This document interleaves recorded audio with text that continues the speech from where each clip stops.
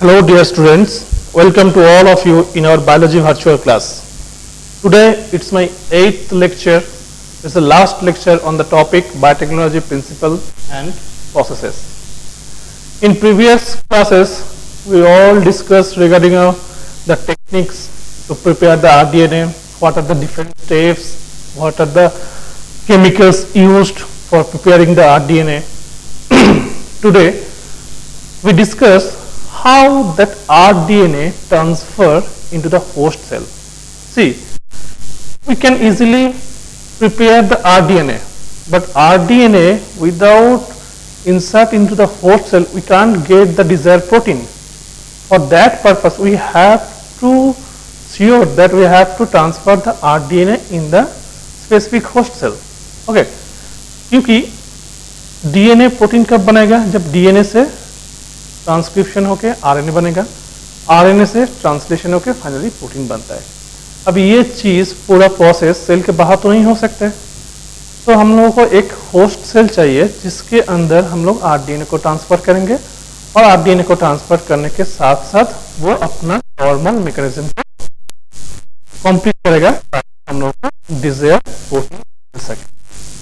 तो वो पर्पस को सॉल्व करने के लिए हम लोग के पास बहुत सारा मेथड्स होता है जिसके थ्रू से हम लोग आरडीएनए को होस्ट सेल के अंदर ट्रांसफर कर सके। ओके, ये टॉपिक आज हम लोग पढ़ेगा। सेकेंडली हम लोग पढ़ेगा कि डाउनस्ट्रीम प्रोसेसिंग, जहां पे हम लोग देखेंगे कि जिस होस्ट सेल के अंदर हम लोग आरडीएनए को ट्रांसफर किया था उस होस्ट सेल को हम लोग स्टेराइल मीडिया में कैसे ग्रो करें, वो ग्रो करने के लिए हम लोग को क्या क्या डिजायर इंस्ट्रूमेंट चाहिए, क्या क्या डिजायर फैसिलिटी चाहिए, जिसके थ्रू से हम लोग स्टेराइल कंडीशन को मेंटेन कर सके और साथ साथ में कम टाइम के अंदर मैक्सिमम अमाउंट में डिजायर प्रोटीन को डेवलप कर सके। फिर वो प्रोटीन फाइनली हम लोग मार्केट में ह्यूमन वेलफेयर के लिए बेच सकते हैं। ठीक है, so today we only discuss regarding the transfer mechanism of RDNA into the host cell and followed by the downstream process. So first we discuss what are the mechanism behind the rDNA transfer into the host cell. Firstly, the host cell must be made competent. This is the very important one. It should be made competent.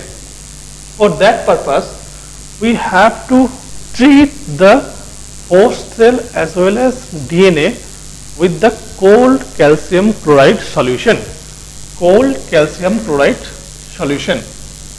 Q? Because the DNA is insoluble in lipid. Okay, but DNA have the nature that is it attracts the water molecule. That means DNA is hydrophilic in nature, but it can't cross the lipid bilayer. है ना? कोई भी cell का एक cell membrane होता है, cell membrane made up by lipid bilayer, तो वो लिपिड बाइलेयर को क्रॉस करके सेल के अंदर जाना है आरडीएनए को, और आरडीएनए तो लिपिड में डिसॉल्व नहीं है, तो कैसे जाएगा? उसके लिए हम लोगों को कैल्शियम आयन से ट्रीट करना पड़ता है। Different concentration of calcium ion से अगर हम लोग सेल को एज वेल एज अगर हम लोग डीएनए को ट्रीट करेंगे तब जाके वो होस्ट सेल क्या बन जाएगा? कॉम्पिटेंट बनेगा। कॉम्पिटेंट बनेगा मतलब it easily take the foreign rDNA into the host cell. So before we going to discuss all the different methods, we have to prepare the cell that is competent in nature. For that purpose, we used the cold calcium chloride treatment. Okay, so जब हम लोग cell को competent बना लिया, उसके बाद हम लोग different स्टेप को different मेथड्स को देखेंगे। सो फर्स्ट मेथड में क्या होता है? Heat shock method. First method होता है हीट शॉक मेथड। इसमें हम लोग क्या करते हैं, देखो, होस्ट सेल एंड आरडीएनए वो we place in ice. Okay, next we can transfer the host cell and DNA ice to again high temperature environment, that is the 42 degree Celsius. तो ये टेम्परेचर का जो चेंजेस होता है, एक बार ice में, एक बार हाई टेम्परेचर, एक बार लो टेम्परेचर, एक बार हाई टेम्परेचर, ऐसे ट्रांसफर करने से क्या होता है कि सेल के अंदर कुछ पोर्स क्रिएट होता है जिसके थ्रू से rDNA easily can enter into the host cell. तो ये होता है हीट शॉक मेथड। नेक्स्ट जो मेथड होता है उसका नाम होता है इलेक्ट्रोपोरेशन। नेक्स्ट मेथड का नाम होता है इलेक्ट्रोपोरेशन। इलेक्ट्रोपोरेशन में हम लोग क्या देखेंगे कि इलेक्ट्रिक करंट के थ्रू से, by the applying of electric current we can easily create a hole into the cell membrane through which our desired RDNA can easily get in the host cell। ठीक है, तो एक हम लोग यहाँ पे क्या किया, एक हम लोग होस्ट सेल को लिया, होस्ट सेल के अंदर इलेक्ट्रिक करंट को हम लोग अप्लाई किया। इलेक्ट्रिक करंट को अप्लाई करने से क्या होता है, एक पोर क्रिएट हुआ जिस पोर के थ्रू से easily can RDNA enter into the host cell, उसे कहते हैं इलेक्ट्रोपोरेशन। नेक्स्ट मेथड होता है हम लोग का माइक्रो इंजेक्शन। अब माइक्रो इंजेक्शन में क्या होता है, माइक्रो इंजेक्शन में हम लोग एक माइक्रोस्कोपिक निडल यूज करते हैं, जिस निडल के थ्रू से we can directly inject the RDNA into the cell cytoplasm. एक माइक्रो निडल है, सिरिंज है, जिस सिरिंज के थ्रू से हम लोग RDNA को डायरेक्टली सेल साइटोप्लाज्म में इंटर कर दिया, इसे कहते हैं माइक्रो इंजेक्शन। ये जनरली हम लोग किसके लिए यूज करते हैं माइक्रो इंजेक्शन, जनरली हम लोग एनिमल सेल के लिए। एनिमल सेल अगर होस्ट सेल होगा तो उसके केस में हम लोग माइक्रो इंजेक्शन टेक्निक को यूज करते हैं। ठीक है, नेक्स्ट जो मेथड होता है वो होता है जीन गन और बायोलिस्टिक मेथड। ओके, सो जीन गन और बायोलिस्टिक मेथड में हम लोग क्या करते हैं, गोल्ड और टंजस्टेंट कोटेड विथ RDNA। ठीक है, तो हम लोग गोल्ड या टंजस्टेंट मेटल को हम लोग RDNA से कोट कर देते हैं। RDNA से कोट करने के बाद फिर हम लोग उसको सेल के अंदर, होस्ट सेल के अंदर बॉम्बार्ड करते हैं। बॉम्बार्ड करने से क्या होता है कि जो RDNA है वो RDNA इजिली होस्ट सेल के अंदर चला जाता है। तो ये मेथड हम लोग जनरली प्लांट सेल के लिए यूज करते हैं। प्लांट सेल के लिए हम लोग जनरली ये मेथड को यूज करते हैं। ठीक है, नेक्स्ट जो हम लोगों का मेथड होता है वो होता है ट्रांसफिक्शन। ट्रांसफिक्शन में हम लोग क्या करते हैं, देखो ट्रांसफिक्शन मेथड्स के अंदर हम लोग RDNA को चार्ज सब्सटेंस के साथ ऐड करते हैं। RDNA along with charge substance like calcium phosphate, like cationic liposomes, like dextran, ये सब चीज हम लोग यूज करते हैं ताकि हम लोग एक आयन क्रिएट कर सकते हैं जिसके थ्रू से RDNA can easily enter into the host cell. So it's a method of chemical mediated interaction of DNA into cell. In this method, the DNA is mixed with charged substance like calcium phosphate, cationic liposome or dextran. Okay, ये होता है ट्रांसफिक्शन। Next जो last method होता है वो होता है use of vectors. हम लोगों को पता ही है कि हम लोग वेक्टर्स क्या कहते हैं, ठीक है ना।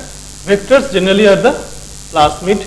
ठीक है, प्लाज्मिड जो कि ना बैक्टीरिया के सेल में होता है, सर्कुलर फॉर्म में होता है।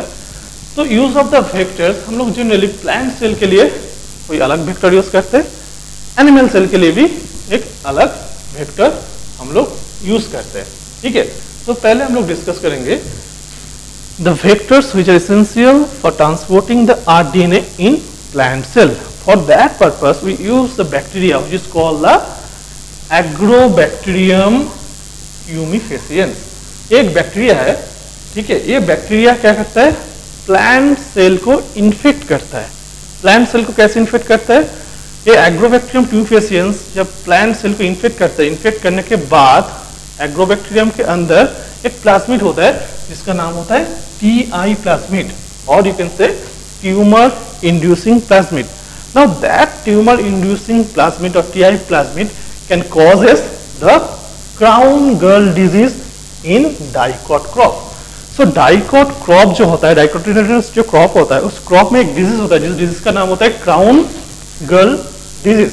अब ये डिजीज किस लिए होता है, क्योंकि due to the presence of TI plasmid. अब ये टीआई प्लाज्मिड कौन सेल के अंदर पुश किया था? एग्रोबैक्टीरियम। तो मतलब एग्रोबैक्टीरियम के पास एक कैपेसिटी है कि वो अपना टीआई प्लाज्मिड को प्लांट सेल के अंदर इजीली इंसर्ट कर सके। तो ये मैकेनिज्म को हम लोग क्या किया? अडॉप्ट किया। तो हम लोग क्या किया, जो टीआई प्लाज्मिड है ना, ये टीआई प्लाज्मिड के अंदर क्या है? तो क्राउन गर्ल डिजीज के लिए रिस्पॉन्सिबल जीन है जो क्राउन गर्ल डिजीज कर रहा है।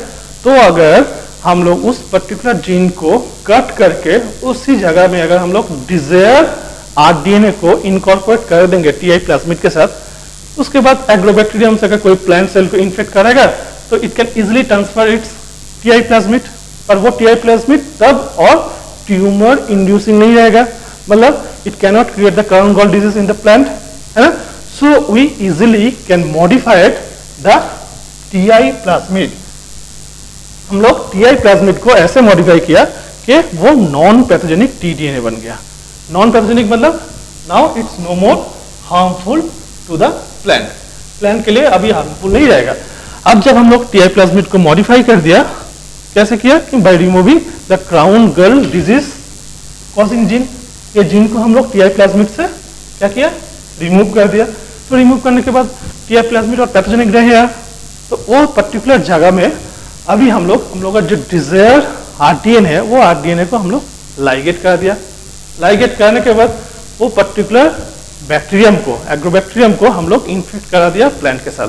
तो एग्रोबैक्टीरियम क्या करेगा? अपना जो टीआई प्लाज्मिड है उसको इंड्यूस कर देगा, ठीक है ना। पर टीआई प्लाज्मिड तभी नॉन पैथोजेनिक हो गया, तो उसके थ्रू से हम लोग क्या करता है? Easily we can transfer our desire RDNA into the host cell, ठीक है। तो फाइनली हम लोग क्या मिलेगा? TI plasmid used to transfer the desire into the host body, ठीक है। For that purpose we also call the TI plasmid as a natural genetic engineer. ये याद रखना, क्वेश्चन में बहुत आता है कि इसे क्यों नेचुरल जेनेटिक इंजीनियर कहा जाता है। क्योंकि एग्रोबैक्टीरियम के पास एक कैपेसिटी होता है that it can naturally transfer its DNA और transfer its plasmid into the plant. That purpose we use और we name the TDNA as a natural genetic engineer. Natural genetic engineer, ठीक है। ये तो हो गया प्लांट सेल के लिए। तो फिर एनिमल सेल के लिए भी कुछ वेक्टर होना चाहिए, है ना। तो प्लांट सेल के लिए हम लोग के पास क्या वेक्टर है वो हम लोग देख लेते हैं।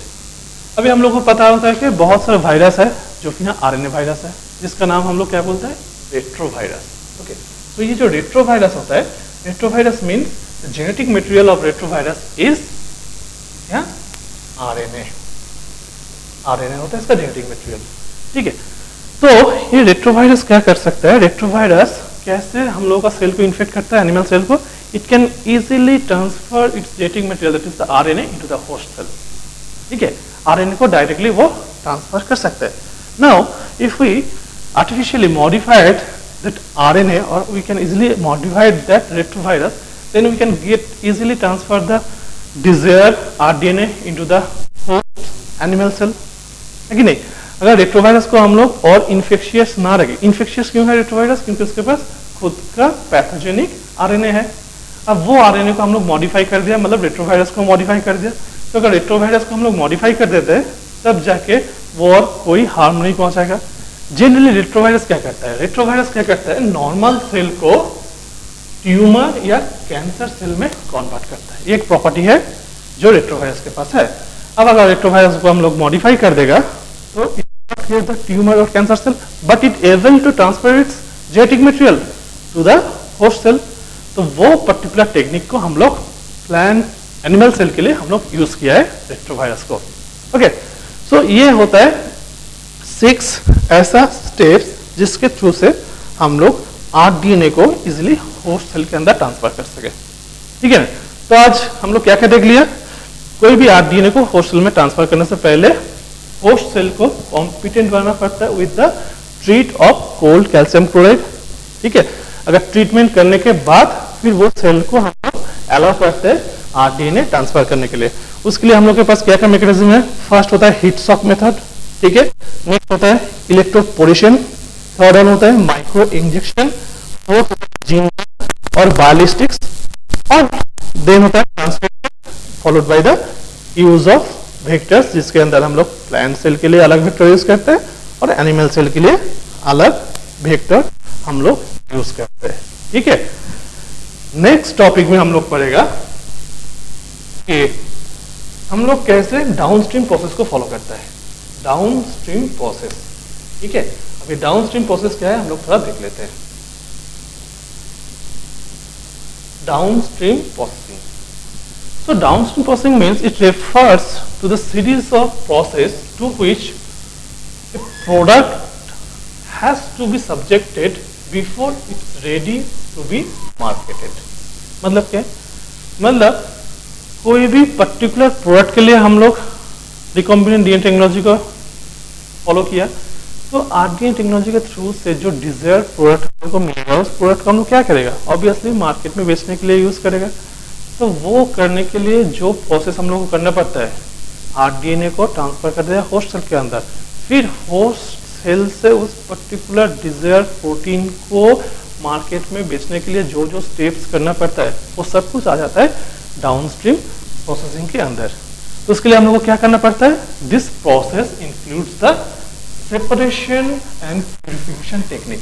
ठीक है ना, क्योंकि देखो होस्ट सेल के अंदर तो आरडीएनए को भेज दिया प्लाज्मिड के साथ, अब प्लाज्मिड के पास खुद का बहुत सारा जीन है, वो भी प्रोटीन बनाएगा, डिजायर जो आरडीएनए है वो भी प्रोटीन बनाएगा, तो बहुत सारा प्रोटीन का एक मिक्सचर हो जाएगा। तो सब प्रोटीन तो हम लोग को डिजायर नहीं है, उनमें से जो डिजायरेबल प्रोटीन है सिर्फ उसको ही हम लोग सेपरेट करना है, फिर सेपरेट करने के बाद उसको अच्छे से प्यूरिफाई करना है ताकि कोई साइड इफेक्ट ना दिखा जाए, फिर प्यूरिफाई करने के बाद फाइनली हम लोग मार्केट के लिए छोड़ देता है for marketing purpose.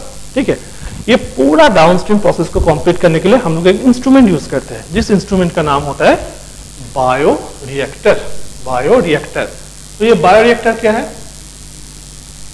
Bioreactors can be thought of as vessels in which raw materials are biologically converted into specific products, individual enzymes, etc. using microbial cell, plant or animal or human cells. So bioreactors is nothing but a vessels like structure. ठीक है, vessels like एक structure होता है जिसके अंदर हम लोग sterile environment provide करते हैं for the proper growth of that particular host cell. से फॉर एग्जाम्पल मान लो हम लोग होस्ट सेल क्या यूज किया था, ई कोलाई। अब ई कोलाई एक बैक्टीरिया है, अब ये बैक्टीरिया को स्टेरिल मीडिया प्रोवाइड करना पड़ेगा ताकि उस मीडिया में सिर्फ ई कोलाई ग्रो हो, दूसरा कोई बैक्टीरिया ग्रो ना हो। दूसरा कोई बैक्टीरिया ग्रो होने से फिर हम लोगों का जो सेपरेशन प्यूरिफिकेशन स्टेज है वो और भी कॉम्प्लेक्स हो जाएगा। ठीक है ना, तो उसके लिए हम लोग ऐसा एक मीडिया प्रोवाइड करते हैं जिसमें सिर्फ ई कोलाई ग्रो कर सकेगा। अब ई कोलाई का नंबर जितना इंक्रीज होगा, जितना number volume of E coli cell बढ़ेगा, उतना ही ज्यादा हम लोग को डिजायर प्रोटीन मिलेगा या कोई भी डिजायर एंजाइम्स हम लोग को मिलेगा। For that purpose we have to provide the all the specific needed for the proper growth of that particular host cell, है ना। वो चीज प्रोवाइड करने के लिए हम लोग बायोरिएक्टर को यूज करते हैं। ठीक है, तो बायोरिएक्टर मतलब it provides the optimal growth condition for achieving the desire product. Optimal growth होता है मतलब अगर हम लोग बाहर में भी ई कोलाई को ग्रो कर सकते हैं, पर बाहर में ग्रो करने से क्या होगा, ऑप्टिमल ग्रोथ के लिए जो डिजायर नीड है वो नीड को हम लोग फुलफिल नहीं कर पाएंगे। ठीक है, उसके लिए हम लोग को एक बायोरिएक्टर चाहिए ही चाहिए जहाँ पे हम लोग सब कुछ मेंटेन कर सकते हैं। उसका प्रॉपर ग्रोथ के लिए जो न्यूट्रिशन चाहिए, ऑक्सीजन चाहिए या जो जो चीज चाहिए सब कुछ हम लोग आर्टिफिशियली मैनुअली कंट्रोल कर सकते हैं ताकि उसका ग्रोथ पीक लेवल में हो। उसके लिए हम लोग बायोरिएक्टर यूज करते हैं। तो ये बायोरिएक्टर जनरली दो टाइप का होता है। क्या क्या होता है, bioreactors are two types, that is the first one is the simple stirred tank bioreactor और एक होता है फर्स्ट स्टर्ड टैंक बायोरिएक्टर। ये दो डिफरेंट टाइप्स ऑफ बायोरिएक्टर हम लोग जनरली यूज करते हैं फॉर आरटीएनए टेक्नोलॉजी। तो उसका हम लोग थोड़ा एडवांटेज ले लेते हैं, सिंपल में क्या एडवांटेज है और स्पर्ज्ड में क्या एडवांटेजेस है। ठीक है, तो पहले हम लोग देखते हैं सिंपल स्टर्ड टैंक बायोरिएक्टर। इसमें क्या होता है, the stat facilitates the even mixing the even mixing and oxygen availability throughout the bioreactor. तो मतलब क्या हो गया इसके साथ, तो ये एक वेसल्स के अंदर सिंपल स्टार्ट बायोरिएक्टर, मतलब एक तो वेसल्स है, तो ये बायोरिएक्टर के अंदर हम लोग क्या फैसिलिटेट कर सकते हैं, जो भी होस्ट सेल है, न्यूट्रिशन है, सब कुछ का एक इवन मिक्सिंग बना सकता है, एंड साथ साथ में हम लोग ऑक्सीजन भी प्रोवाइड कर सकते हैं। ठीक है, क्योंकि ये सब एरोबिक बैक्टीरिया है, ऑक्सीजन तो चाहिए रेस्पिरेशन के लिए, तो हम लोग बाहर से ऑक्सीजन भी प्रोवाइड किया जितना अमाउंट में चाहिए होता है, और क्या हो गया, इवन मिक्सिंग भी हो गया। इसके थ्रू से क्या होता है, हम लोग ऑप्टिमल ग्रोथ को अचीव कर सकेंगे। ठीक है ना। तो ये पर्टिकुलर सिंपल है, क्या क्या कंपोनेंट है वो देखते हैं। पहला कंपोनेंट जो होता है एंड एजिटेशन सिस्टम, हमेशा एक एजिटेशन क्रिएट करता है बायोरिएक्टर के अंदर। एक ऑक्सीजन डिलीवरी सिस्टम होता है जो कंटिन्यूअसली ऑक्सीजन डिलीवर करता है बायोरिएक्टर के अंदर। एक फोम कंट्रोल सिस्टम होता है जिसके अंदर से हम लोग एक्स्ट्रा फोम को रिमूव कर सकते हैं। ठीक है, फोम टेम्परेचर कंट्रोल सिस्टम, एक ऑप्टिमल टेम्परेचर हम लोग कंटिन्यूअस लेवल में मेंटेन कर सकते हैं। एक होता है पीएच कंट्रोल सिस्टम, जिसके थ्रू से हम लोग ऑप्टिमम पीएच को हमेशा फिक्स रख सकते हैं। और एक होता है सैंपलिंग पोर्ट, जिसके थ्रू से हम लोग कंटिन्यूअसली सैंपल को उस पर्टिकुलर बायोरिएक्टर के अंदर डाल सकते हैं। ठीक है, तो इसके लिए जो डायग्राम है वो डायग्राम हम लोग देख लेंगे एनसीईआरटी बुक का पेज नंबर 204। तुम लोग अगर खोलेगा तो वहां पे तुम लोगों को एक particular simple stir tank bioreactor का एक अच्छा डायग्राम मिलेगा, जहां पे तुम लोग देखेगा कि ये 6 इंपॉर्टेंट जो कंपोनेंट है वो तुम लोगों को मिल जाएगा, दिखने में कैसा होता है और उसका अलग अलग पार्ट को भी। ठीक है, ये तो हो गया सिंपल। तो फिर स्पर्ज्ड जो सेकेंड टाइप है, स्पर्ज्ड स्टायर टैंक बायोरिएक्टर, उसका क्या क्या फैसिलिटीज है, वो लोग हम लोग क्यों यूज करने जाएंगे। तो जो स्पर्ज्ड स्टायर टैंक बायोरिएक्टर होता है उसका जो main difference from the simple stir tank bioreactor के साथ स्पर्ज्ड स्टायर टैंक बायोरिएक्टर का जो मेन डिफरेंस होता है, that is that it can provide the sterile air bubbles. Important factor है, स्टेराइल एयर बबल्स हम लोग प्रोवाइड कर सकते हैं, स्पर्ज्ड कर सकते हैं। वो क्या करेगा, it can be sparged through this reactor, sparged through this reactor. तो हम लोग स्टेराइल एयर बबल को प्रोवाइड किया। ये प्रोवाइड करने से हम लोग को क्या बेनिफिट मिलेगा, this air bubble dramatically increase the surface area of oxygen transfer. देखो सिंपल में हम लोग तो ऑक्सीजन बाहर से दे रहा था, ठीक है ना, पर स्पर्ज्ड में क्या हो रहा है, स्टेराइल एयर बबल्स की वजह से सरफेस एरिया जो होता है ड्रामेटिकली इंक्रीज होता है, जिसके वजह से ऑक्सीजन ट्रांसफर रेट और भी हाई हो जाता है। तो हम लोग को पता ही होता है कि रेस्पिरेशन के टाइम ऑक्सीजन चाहिए ही चाहिए, क्योंकि ये एरोबिक बैक्टीरिया है। तो जितना अमाउंट में हम लोग ऑक्सीजन को ट्रांसफर कर सकेंगे उतना ज़्यादा अमाउंट में बैक्टीरियल ग्रोथ होगा, ई कोलाई का ग्रोथ होगा, मतलब होस्ट सेल का ग्रोथ होगा। और जितना ज़्यादा अच्छे से ग्रोथ होगा उतना ही ज़्यादा हम लोग को डिजायर्ड प्रोडक्ट मिलेगा। For that purpose we use either simple stir tank bioreactor और you can use the sparged stir tank bioreactor. दोनों में से कोई एक को यूज कर सकते हैं। और जो स्पर्ज्ड स्टायर टैंक रिएक्टर होता है इसका एक ही एडवांटेज होता है over the simple, that is the it can provide the sterile air bubble which dramatically increase the surface area of oxygen transfer. इसका भी जो डायग्राम है वो भी हम लोगों को सेम पेज में मिल जाएगा एनसीईआरटी बुक में, पेज नंबर 204 में सेम डायग्राम हम लोग को मिल जाएगा। तो कभी कभार क्वेश्चन में, सीबीएसई बोर्ड का क्वेश्चन में डायग्राम बेसिस क्वेश्चन भी आता है, या डायग्राम को ड्रॉ करने के लिए भी देता है। तो तुम लोग का काम यही होगा कि जितना हो सके अच्छे से वो डायग्राम को याद रखो। सिंपल का डायग्राम क्या है और स्पर्ज्ड का बायोरिएक्टर का डायग्राम क्या है, फर्स्ट का एडवांटेजेस क्या होता है और सिंपल बायोरिएक्टर का क्या क्या मेन कंपोनेंट होता है, और हम लोग बायोरिएक्टर क्यों यूज करेंगे, बायोरिएक्टर का एडवांटेजेस क्या होता है। ठीक है, ये होता है डाउनस्ट्रीम प्रोसेस। डाउनस्ट्रीम प्रोसेस का एक ही मोटो है कि after transferring the RDNA into the host cell, now we have to produce the desired protein. वो डिजायर प्रोटीन तो वो होस्ट सेल ऐसे ही प्रोड्यूस करेगा अगर बाहर में रहेगा, तो पर उसका अगर ऑप्टिमल ग्रोथ होगा, उस पर्टिकुलर ई कॉली का अगर ऑप्टिमल ग्रोथ होगा तो हम लोग को मैक्सिमम अमाउंट में क्या मिलेगा, डिजायर प्रोटीन मिलेगा। तो वो चीज को सॉल्व करने के लिए हम लोग को एक स्पेसिफिक वेसल्स का जरूरत होता है, एक स्पेसिफिक बायोरिएक्टर का जरूरत होता है, जिसके थ्रू से हम लोग ये काम को और भी इजीली कर सके। ठीक है, तो ये सब कुछ आता है डाउनस्ट्रीम प्रोसेसिंग के अंदर। ठीक है, तो ये होता है chapter number 11 biotechnology principle and processes. इसके अंदर हम लोग देख लिया आरडीएनए क्या होता है, आरडीएनए को कैसे बनाता है, आरडीएनए को बनाने के लिए क्या क्या रॉ मटेरियल हम लोग को चाहिए होता है, डीएनए आइसोलेशन हम लोग कैसे करते हैं, उसका सेपरेशन कैसे करते हैं, पीसीआर क्या है, पीसीआर से हम लोग क्या क्या चीज मिल सकता है, फिर हम लोग आरडीएनए को होस्टल के अंदर कैसे ट्रांसफर करेगा, ट्रांसफर हुआ है कि नहीं हुआ वो चेक करने के लिए हम लोग सिलेक्टेबल मार्कर का यूज करेंगे।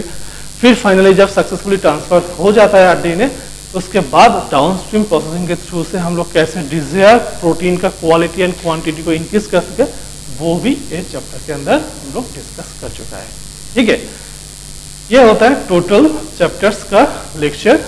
नेक्स्ट चैप्टर में हम लोग देखने जाएगा कि ये आरडीएनए टेक्नोलॉजी का एप्लीकेशन कौन सा फील्ड में होता है।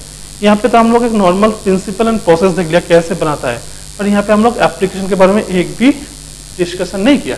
तो नेक्स्ट चैप्टर में हम लोग डिस्कस करेंगे, दैट इज चैप्टर नंबर 12 और we deal with the application of biotechnology और the application of RDNA technology.